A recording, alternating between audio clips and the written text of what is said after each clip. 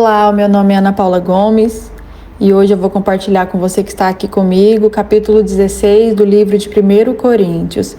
Nós caminhamos por este livro que é tão rico, tão confrontador, que nos ensinou e nos exortou, que nos chacoalhou, pelo menos a mim, e que esse tempo seja mais uma vez uma oportunidade do Espírito Santo ministrar aos nossos corações.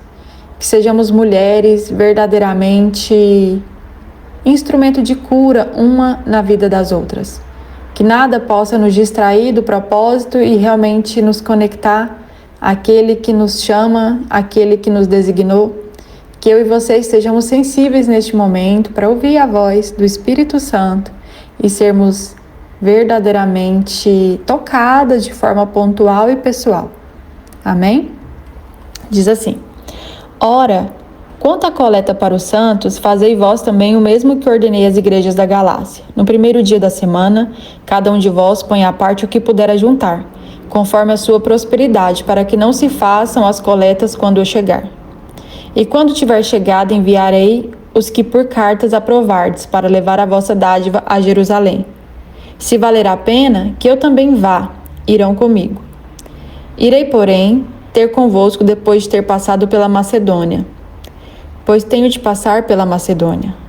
Bem pode ser que fique convosco e passe também o inverno, para que me encaminheis para onde quer que eu for. Não vos quero ver de passagem, mas espero ficar convosco algum tempo, se o Senhor o permitir. Ficarei, porém, em Éfeso até o Pentecoste, porque uma porta grande e promissora se me abriu, e há muitos adversários. E se Timóteo for, vede que esteja sem temor convosco, pois trabalha na obra do Senhor, como eu também. Portanto, ninguém o despreze, enviai-o em paz, para que venha ter comigo. Eu o espero com os irmãos. Acerca do irmão Apolo, roguei-lhe muito que fosse com os irmãos ter convosco. Na verdade, não teve vontade de ir agora, mas irá quando se lhe ofereça boa oportunidade. Vigiai, estais firmes na fé, portai-vos varonilmente, fortalecei-vos, fazei todas as vossas boas obras com amor. Agora vós, irmãos, bem sabeis que a família de Estéfanas é o primeiro fruto da Acaia e que se tem dedicado ao ministério dos santos. Rogo-vos que também vos sujeiteis a estes e a todo aquele que auxilia e trabalha na obra. Alegro-me, porém, com a vinda de Estéfanas, de Fortunado e de Acaio, porque eles supriram o que da vossa parte me faltava. Pois alegraram o meu espírito assim como o vosso, reconhecei aos tais. As igrejas da Ásia vos saudam-vos afetuosamente no Senhor, Áquila e Priscila, com a igreja que está em casa. Todos os irmãos vos saudam. Saudai-vos uns aos outros com ósculo santo. Essa saudação é do meu próprio punho, Paulo. Se alguém não ama o Senhor Jesus Cristo, seja amaldiçoado. Vem, Senhor. A graça do Senhor esteja convosco. Meu amado seja com todos vós, em Cristo Jesus. Amém. O meu amado esteja com todos vós, em Cristo Jesus. Amém. Às vezes eu fico ruminando, fico reprocessando aquilo que eu li, porque ministra comigo assim de uma forma bem lenta alguns aspectos. E aqui, à primeira vista, não trata-se apenas de um encerramento com orientações práticas, despedidas e recomendações. Se nós olharmos com atenção, Paulo ele está nos revelando algo muito humano, e eu gosto de falar de humanidade porque todos nós precisamos ser forjados constantemente. A fé, ela também está ali nos detalhes de uma rotina que não é vista, nas relações, no cuidado uns com os outros e principalmente na maneira como nós conduzimos a direção e o caminho de quem está conosco. Paulo aqui ele fala sobre contribuição, sobre ajuda, sobre organização, sobre amizade, sobre serviço, sobre amor. E isso conversa profundamente comigo, principalmente, Porque antes de trazer essa palavra, ela primeiramente ministra comigo. Então aqui nós precisamos analisar especialmente o nosso interior em relação ao que acontece dentro de nós, ao que acontece no nosso íntimo, no nosso cotidiano. Muitas vezes nós estamos tão cansadas, precisando ser fortes, precisamos nos posicionar. E aí a gente analisa, né, como está o nosso coração para servir. E há uma parte aqui muito bonita, que quando ele orienta, que cada pessoa separe um pouco do que tem para ajudar outros. E eu não acredito que ele esteja falando apenas sobre dinheiro. É sobre aprender a viver com amabilidade. Nós vivemos em um mundo que nos ensina a acumular, competir, esconder nossas vulnerabilidades. E a mulher atual, muitas vezes, ela entrega tudo para todos. E muitas vezes ela esquece de olhar para suas emoções e para realmente entender, identificar ali pontos que precisam de um cuidado mais específico. Então esse texto ele nos faz lembrar que a generosidade ela nasce de um coração consciente, de um coração disponível, voluntário.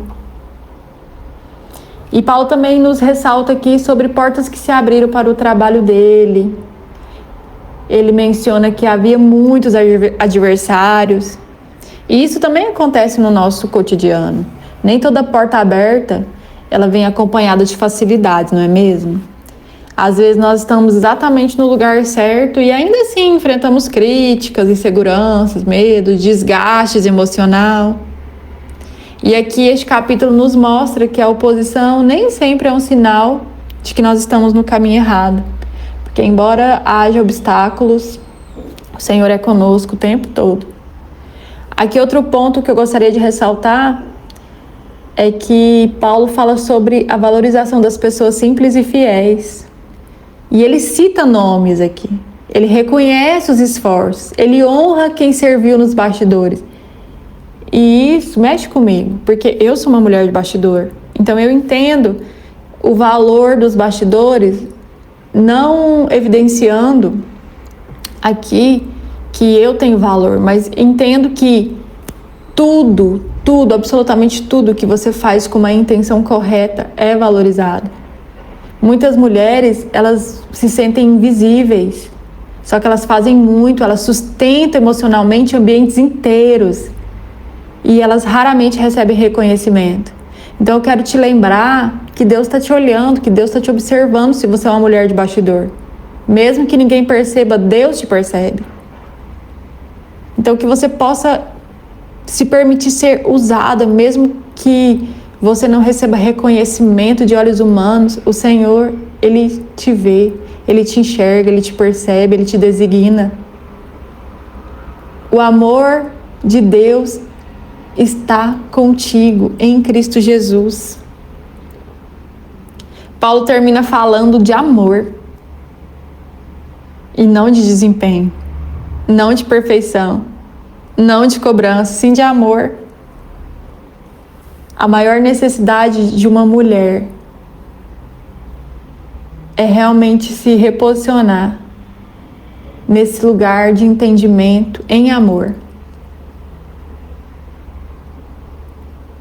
Que você possa abrir espaço para você receber afeto e esse apoio que vem primeiramente do trono de Deus diretamente para ti.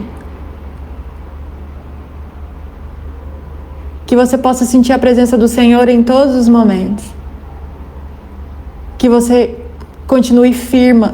Quando eu digo você, que eu e você, que nós possamos continuar firmes, cuidando umas das outras e não deixando o amor desaparecer no meio de responsabilidades. Talvez essa seja uma das reflexões mais necessárias para os dias de hoje. Nós não precisamos ser fortes, nós precisamos ser dependentes. Nós precisamos verdadeiramente entender que a graça do Senhor Jesus Cristo está conosco, que o amor de Deus está conosco. O amor de Deus está conosco. E que nós possamos dizer amém, que assim seja, que é o significado dessa palavra amém.